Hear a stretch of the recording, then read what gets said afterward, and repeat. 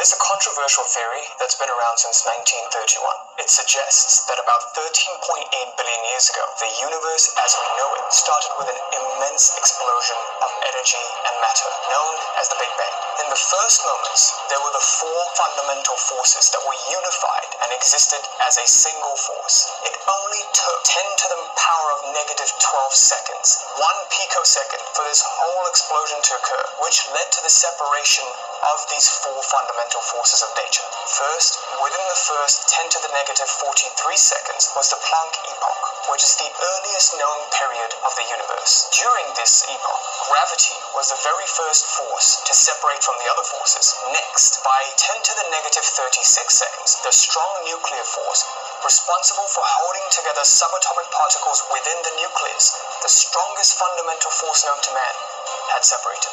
Finally, by 10 to the negative 12 seconds during the electroweak epoch, the weak nuclear force responsible for radiation decay had separated from the final electromagnetic force, the force that operates between electrically charged particles. Now, the separation of these forces gave rise to our universe, and eventually, after 9.2 billion years, our Earth was formed. The aftermath of the Big Bang can be felt even to this day after 13.8 billion years. For example, if you turn on one of those old analog televisions and switch between channels, the static that you see are the photons from the Big Bang that have remained in space as cosmic microwave background radiation. The very phenomenon of the explosion gave birth to space-time, prior to which everything was thought to have been constrained into one single point. There was, in essence, no time before the Big Bang. Just think about this. No such thing as time? What does that even mean? One distinct phenomenon that was present immediately following the Big Bang, from the very first moments we could conceive of time, the Planck epoch, was the phenomenon of vibrations. Vibration is the fundamental quality through which our universe came about. And the very first phenomenon that occurred, the violent interaction between forces, which gave rise to these particles, was vibration. And there's a reason why Nikola Tesla said, if you want to find the secrets of the universe, think in terms of energy, frequency, and vibration.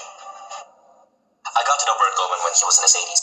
Nowadays, studies are showing that not only do our everyday objects vibrate and have a certain frequency, but so too do our thoughts and feelings. And over the last few years, this has been my obsession, to see how the vibrations of our thoughts and feelings influence the very reality that we experience.